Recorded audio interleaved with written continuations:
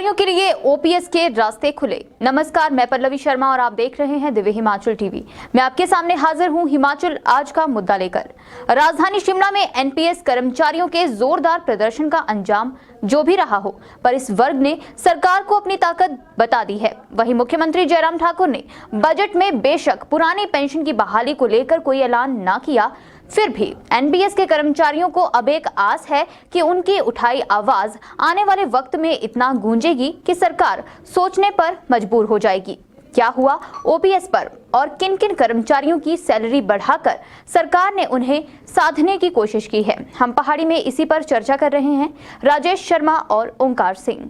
ओंकार जी, कर्मचारियों की ओर रुख कर लेते हैं। कर्मचारी बहुत एक तरह से ऐसा ज्वलंत इशू रहा है, ज्वलंत मुद्दा रहा है हिमाचल का, जिसने राजनीति को या सियासत को या आम जनता को सभी को प्रभावित करके रख दिया आज की डेट में।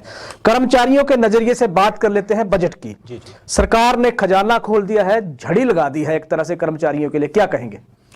देखिए, मैं मानता हूं कि जिस तरह से सरकार ने कर्मचारियों का ख्याल रखा है उससे कर्मचारियों की नाराजगी जो है दूर हो जानी चाहिए जी। हालांकि कर्मचारी शायद अभी भी नाराज ही लगते हैं। नाराजगी पे आएंगे, एनपीएस कर्मचारियों की नाराजगी पे हम आएंगे, बिल्कुल। लेकिन उससे पहले जिन कर्मचारियों को सरकार ने राहत दी है उन पे थोड़ी सी आपकी टिप्पणी। सरकार ने जो राहत दी है इस पे मैं, ये जो चुनावी वर्ष आप देख रहे हैं ना जी, ये चुनावी वर्ष एक लोक लुभावन वर्ष है। तो इसमें कर्मचारियों पे आप जितनी मर्जी बौछार कर लेंगे, कर्मचारियों का जो जमा घटाव का गणित है जी, उसको हम कहीं भी उसके ऊपर पानी नहीं फेर सकते हैं। कर्मचारी हमेशा कागज पेन लेकर बैठे होते हैं कि ये कम हो गया, ये ज्यादा हो गया। तो सरकार को कर्मचारियों के गणित के साथ अपना भी जो है गणित बैठाना चाहिए, उसको कैलकुलेट करना चाहिए किस तरह से। छोटे तबके के कर्मचारियों ने सरकार ने उन कर्मचारियों की तरह से बड़ी राहत दी। ओंकार जी, आंगनवाड़ी कार्यकर्ता लगातार मांग कर रही थी सरकार से, आंदोलन इतने किए, उनकी सुनी गई है आज। आंगनवाड़ी कार्यकर्ताओं का मानदेय अब हर महीने 9,000 रुपए उनको मानदेय मिलेगा। पहले उन्हें 7200 रुपए मिलता था, सरकार ने 7300 रुपए मिलता, 1700 रुपए का इजाफा उसमें कर दिया है, बहुत राहत दी है। आंगनवाड़ी सहायिका का मानदेय भी बढ़ा दिया गया है।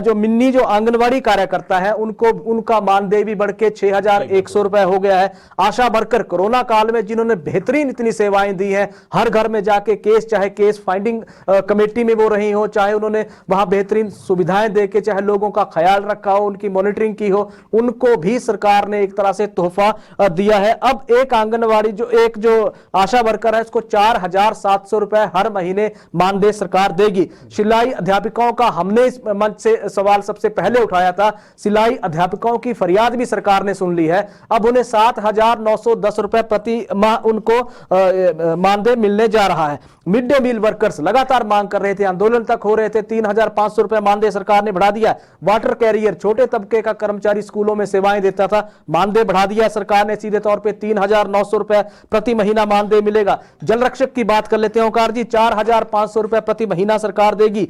जल शक्ति विभाग में मल्टीपर्पज वर्कर लगातार मांग कर रहे थे, हमारे इस मंच से भी अपनी समस्याओं को उठाते रहते थे, सरकार ने आज उनकी सुन ली है। मुख्यमंत्री जयराम ठाकुर ने सीधे तौर पे बजट में इसका ऐलान कर दिया है कि अब जो जितने भी मल्टीपर्पज वर्कर हैं उन्हें 3,900 रुपए प्रति माह सरकार मानदेय देने जा रही है। पैराफिटर, पंप ऑपरेटर को 5,550 रुपए मानदेय मिलेगा। अब दिहाड़ीदारों की बात कर लेते हैं। आम आदमी के लिए, आम दिहाड़ीदार के लिए सरकार ने 50 रुपए दिहाड़ी में इजाफा कर दिया है। इसके अलावा हम बात कर लेते हैं पंचायत चौकीदार, लगातार वो कह रहे थे हमें इसमें आप चाहे दिहाड़ीदारी बना दीजिए, पंचायत चौकीदारों की मांग ये थी, सरकार ने मानदेय उनका भी बढ़ा दिया, 6,500 रुपए हर महीने अब उनको मिला करेगा। राजस्व चौकीदारों की बात कर लेते हैं ओंकार जी, 5,000 रुपए प्रति महीना उनको मानदेय मिलने जा रहा है। इसके अलावा आप नंबरदारों की बात कर लीजिए, 3,200 रुपए प्रति जो महीना है उनको मानदेय मिलने जा रहा है। एसएमसी शिक्षकों की बात कर ले, पॉलिसी की मांग हालांकि एसएमसी शिक्षक कर रहे थे, सरकार से लगातार दबाव एक तरह से बना रहे थे। सरकार ने ऐलान कर दिया है, दो चीजें इनके लिए बड़ी स्पष्ट कर दी है सरकार ने। एक तो हर महीने 1,000 रुपए का इनको इंक्रीमेंट दे दी गई है, हर महीने 1,000 रुपए का मानदेय इनका बढ़ा दिया गया। दूसरा एसएमसी, दूसरा इनकी सेवाएं यथावत जारी रहेंगी, यानी कि इनको हटाएगी नहीं सरकार, ये सेवाएं देते रहेंगे और इनकी नीति बनाने पर भी विचार हो रहा है, तो सब्र रखें। IT टीचर्स का मानदेय भी 1000 रुपया बढ़ा दिया है। ये भी कंपनी के मार्फत प्रदेश के स्कूलों में सेवाएं दे रहे हैं, बच्चों का करियर संवारने में अहम योगदान ये कर रहे हैं। SPO की बात कर लेते हैं, 900 रुपए प्रति महीना मानदेय बढ़ाया है सरकार ने। तो इस तरह के इन कर्मचारियों के लिए सरकार ने राहत दी है। मुख्यमंत्री जयराम ठाकुर ने एक तरह से कहें काफी कुछ सोचा गया इसमें, तो अपने लिए आज झोली सरकार ने खोल दी है। आउटसोर्स का मसला ओंकार जी बड़े दिनों से चल रहा था। आउटसोर्स कह रहे थे कि सरकार, एक तरह से उम्मीद लगाई थी आउटसोर्स कर्मियों ने कि सरकार सीधा विभागों में मर्ज कर देगी। आज हुआ क्या आउटसोर्स पे? देखिए, जहां तक आउटसोर्स के मसले की बात है तो अभी भी ये सरकार के पाले में झूल रहा है जी। अभी भी ये उसी के सरकार के पास ही उलझा हुआ है जी। क्योंकि अभी चुनावी वर्ष है तो इसमें पॉलिसी फ्रेम करने का वक्त ही सरकार के पास नहीं है, हमें ऐसा लगता है। अलबत्ता इसे इसी बजट में जो है इसका प्रावधान हो जाना चाहिए था। मैं इसे एक, राजेश जी, बहुत बड़े झटके के तौर पे देखता हूं, क्योंकि जिस तरह से आउटसोर्स कर्मचारियों ने एक रणनीति बनाई थी कि सरकार को हम घेरेंगे, सरकार से मिन्नतें करेंगे, सरकार को ज्ञापन देंगे, सरकार से मांग रखेंगे, पर सरकार ने शायद एक बहुत लंबी सोच के तहत इस मामले को अभी भी पेंडिंग रखा हुआ है। हो सकता है कि आने वाले समय में शायद आउटसोर्स के लिए कुछ हो जाए, नीति बने। जी जी। अभी तो सैलरी बढ़ गई ना इनकी, 10,500 रुपए मिनिमम सैलरी सरकार दे रही है। अभी विभागों में इनकी मुख्य जो मांग थी वो ये थी कि तमाम आउटसोर्स कर्मियों को 50,000 से ज्यादा की नफरी औकार जी, इन कर्मचारियों को सरकार विभागों में सीधा मर्ज करे, मांग ये थी। लेकिन सरकार ने इनकी मिनिमम जो सैलरी है 10,500 से नीचे अब प्रदेश में कोई आउटसोर्स का कर्मचारी किसी भी कंपनी के मार्फत इसमें सेवाएं नहीं देगा। यह सरकार ने नीति आज तय कर दी है। तो एक तरह से आउटसोर्स कर्मियों के लिए थोड़ी सी राहत की बात यह है कि सरकार ने पैसे बढ़ा दिए हैं। हाँ, पॉलिसी का इनके लिए अभी इंतजार हो रहा है। अब थोड़ा सा कर्मचारियों पे आ जाते हैं ओंकार जी। कर्मचारी लंबे अरसे से उम्मीद लगा के बैठे थे कि बजट में उन्हें बहुत एक राहत मिलने जा रही है। अब थोड़ी सी बात कर लेते हैं पे कमीशन करेक्शन को लेकर, या राइडर में फंसे उन कर्मचारियों की, इनिशियल स्टार्ट के फेयर में फंसे उन कर्मचारियों की उम्मीद थी कि सरकार बजट में कुछ ना कुछ तो कहेगी। उनके लिए कुछ हुआ? सरकार ने कुछ कहा या रास्ते बंद है उनके लिए? देखिए, कर्मचारियों की सबसे बड़ी उम्मीद थी कि पे कमीशन में करेक्शन हो जाए जी, और शायद ये जरूरी भी था, क्योंकि मैं शायद गलत हो सकता हूं, 2016 से ही जो है इसमें, नहीं, 1 जनवरी 2016 से ही है जी। हाँ, तो उसमें करेक्शन अभी तक हो जाना चाहिए था जी, नहीं हुआ है। ये कर्मचारियों और सरकार के जो मंच बने हुए थे, जो मोर्चे बने हुए थे, मुझे लगता है कहीं ना कहीं ये मामला वहां अटक गया, फंस गया, क्योंकि सरकार को भी वक्त नहीं मिला और कर्मचारी जो है, सरकार और कर्मचारियों की जो एक नीति या रणनीति आप कह रहे हैं, उसमें ये मामला फंसा हुआ है। अगर कर्मचारी संघों ने जब भी सरकार के खिलाफ मोर्चा खोला तो इसमें कई तकनीकी मामले जो हैं वो सामने आने लगे हैं। कई मामले अभी भी कार्मिक विभाग के पास जो है विचाराधीन है। जहां तक राइडर का मामला है, इसमें एक राइडर का भी बहुत बड़ा मामला उठा, कमेटी बनी है 30 अप्रैल तक से पहले कमेटी रिपोर्ट देगी सरकार को। तो इस राइडर का मामला तो है, इसमें निकट भविष्य में शायद एक उम्मीद की किरण अभी भी जगी हुई है, इसमें कुछ ना कुछ होने वाला है। बिल्कुल, कुछ ना कुछ होने वाला है। थोड़ा सा बजट को देख लेते हैं कि जो ये बजट आया है प्रदेश का आज, ये बजट कहां बटेगा। औकार जी, मैं आंकड़े पेश कर रहा हूं, प्रतिशत मैं निकाल रहा हूं। सैलरी पे, कर्मचारियों की सैलरी पे इस बजट का 26% हिस्सा खर्च होने जा रहा है। पेंशनरों की पेंशन पे 15% हिस्सा खर्च होने जा रहा है।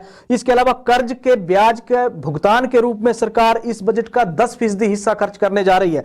कर्ज की जो किस्त जाएगी, लोन की जो किस्त जाएगी, 11% वहां खर्च होने जा रहा है। इसकी टोटल अगर हम कैलकुलेशन करते हैं तो कुल बजट का 62% हिस्सा इन सेगमेंट्स में चला जाता है। बाकी आम लोगों के लिए क्या बचता है, आप खुद इसमें कैलकुलेट कर लीजिए। इसके अलावा जो सरकार के निगम हैं, बोर्ड हैं, स्वायत्त संस्थाएं हैं, उनके लिए बजट का हिस्सा 9% बैठता है। अब इसको कैलकुलेट कर अगर हम कर लेते हैं तो 71% जो बजट है वो सरकार की सीधी देनदारियां हैं। अब विकास पे आ जाइए, 29% विकास भी, उसमें विकास भी होगा, उसमें पेंशन भी होगी, तमाम अगली योजनाओं को काम करने पर सरकार फोकस भी करेगी। तो वो सिर्फ 29% का हिस्सा उस काम के लिए सरकार के पास रहता है। तो इस तरह की एक बजट की पोजीशन है। दूसरी, कर्मचारियों के एक और चीज पे आपने बात की, जैसे राइडर पे इस बजट में कोई बात नहीं हुई, 4-9-14 का उनका जो मामला चला हुआ उस पे कोई बात नहीं की। सबसे बड़ी बात तो यह है कि कर्मचारियों को, क्योंकि 1 जनवरी 2016 से नए जो पे कमीशन का एरियर मिलना है, कोई बात उस पर नहीं हुई है। अब थोड़ा सा ये कर्मचारियों के लिए दुविधा का यहाँ सवाल एक तरह से हो सकता है। ओंकार जी, कर्मचारियों पे आते हैं। एनपीएस की हड़ताल, कल आपने देखा कि इतना बड़ा महाआंदोलन एक तरह से हिमाचल में हुआ, बहुत बड़ा कर्मचारी आंदोलन हुआ, तो उस पे क्या कर्मचारियों को अगर हम ये देखें कि क्या उन्होंने, क्योंकि एक तो आप पहले अपडेट देंगे कि उनके आंदोलन का हुआ क्या, क्या खत्म हो गया है, दूसरा कि क्या वो सरकार के रुख से डर गए हैं? देखिए राजेश जी, एनपीएस कर्मचारी बिल्कुल भी अब ना तो डरे हुए हैं, ना ही वो अब सरकार की किसी भी बात से ना नुक्कड़ को मानने वाले हैं। क्योंकि दिन भर कल के तेवर देख लिए सबने। पिछले कल जो धरना प्रदर्शन शिमला में हुआ है, इसमें सरकार की मैं कहूंगा कि बहुत बड़ी किरकिरी हुई है। तमाम व्यवस्थाओं को छिन्न भिन्न कर दिया गया और अंततः रात के अंधेरे में आंदोलनकारियों को जबरन उठा दिया गया। बिल्कुल। जब विधानसभा के दरवाजे पे आंदोलनकारी पहुंच गए हैं, तब उनको उठाया गया। मैं आधी रात को बताता हूं कि करीब आधी रात को उनको उठाया। आधी रात को। देखिए, मैं आपको एक इनका थोड़ा सा पीछे जाते हैं जी। ये बिलासपुर से होते हुए मंडी से आंदोलन शुरू हुआ। मंडी के शेरी मंच से आंदोलन शुरू हुआ, बिलासपुर पहुंचा, सोलन पहुंचा, उसके बाद आंदोलन शिमला पहुंचा। तो आप ये देखिए कि 4 जिलों से गुजरता हुआ आंदोलन जब शिमला पहुंचता है, तो क्या पहले के 3 जिला में सरकार इनको रोक नहीं सकती थी या इनको कोई आश्वासन नहीं दे सकती थी?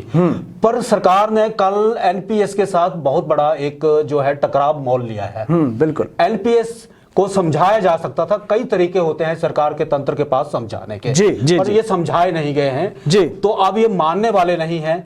बहरहाल कर्मचारी अगली रणनीति पर काम कर सकते हैं, ऐसा मुझे अंदेशा।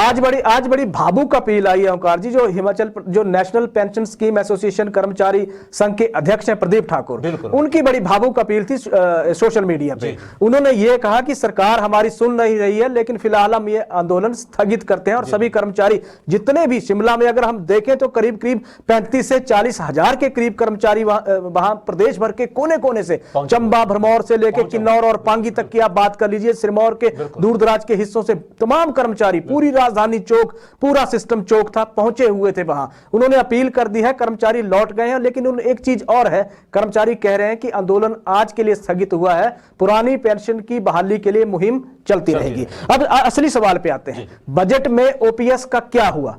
क्या यह मान लिया जाए कि इसके लिए दरवाजे बंद हो गए हैं, या यह मान लिया जाए कि अभी कुछ गुंजाइश बची है?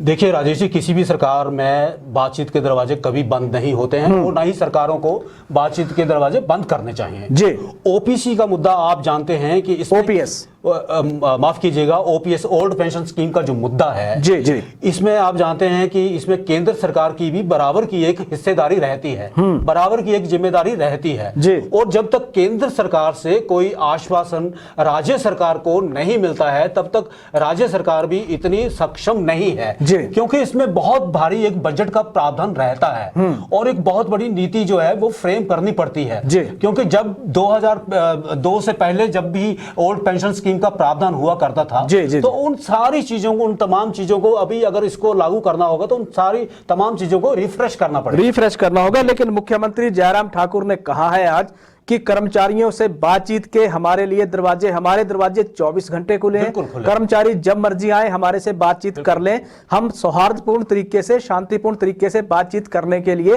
तैयार हैं। तो एक तरह से रास्ता तो वहां खुला है बातचीत का। अब फैसला एनपीएस को करना। दूसरी चीज आपने बताया सेंटर का सब्जेक्ट है, जो पेंशन है वो स्टेट का सब्जेक्ट है। अगर सेंटर का ही पूरी तरह से होता तो फिर राजस्थान की अशोक गहलोत सरकार कैसे बहाल कर देती पेंशन? एक चीज जी, केंद्र, लेकिन नहीं, इसमें सबसे बड़ी बात यह है कि डबल इंजन सरकार केंद्र में, जब भाजपा की सरकार है तो भाजपा केंद्र की बात को अब नकार नहीं सकती है। सवाल यहां फंसा हुआ है।